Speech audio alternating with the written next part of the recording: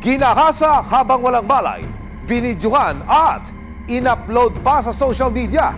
Yan ang kasuklam-suklam na ginawa di umano ng tatlong magkakaibigan sa isang babae sa Antique.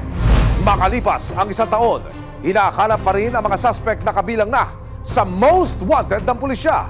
Mga sir, awat na sa tila pakikipagtaguan sa mga alagad ng batas.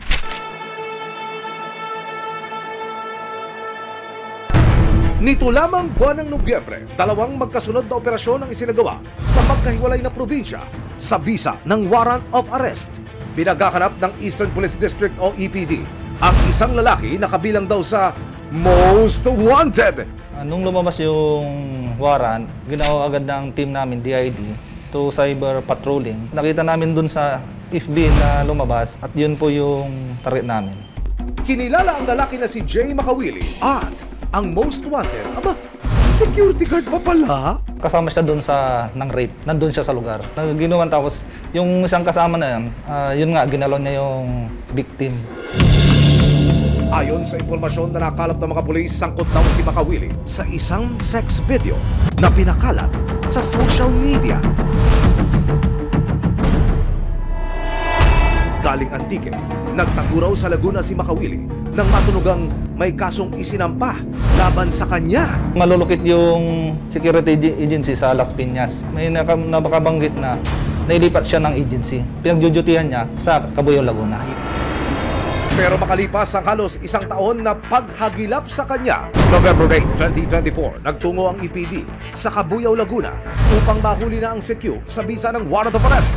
Yung isang sasakyan, yun yung sasakyan ng agency nila. Tapos, ang ano namin doon, pagpasok sa sasakyan, saka namin siya hulihin para hindi na siya makatakbo. Ayun sir, tara.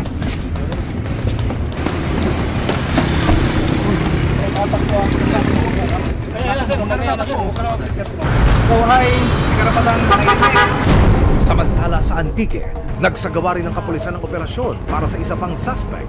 Ayon sa Kulasi Municipal Police Station, di umano, tulad ni Makawili, nasa likod din daw ng nakaririmarin na sex video ang kanilang target na si Greg Dionela. So dito lang po siya nagtatago sa bayan ng Kulasi.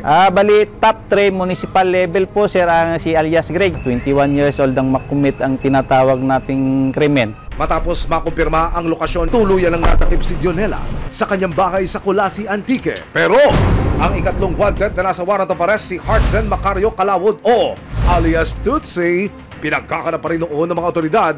Ano nga ba ang ginawa ng magkakaibigang Makawili, Dionela at Tutsi para mapabilang sa most wanted list ng otoridad? Buwan ng Marso taong 2023, kumalat sa social media ang isang kahindik-hindik na video ng panggagakasa.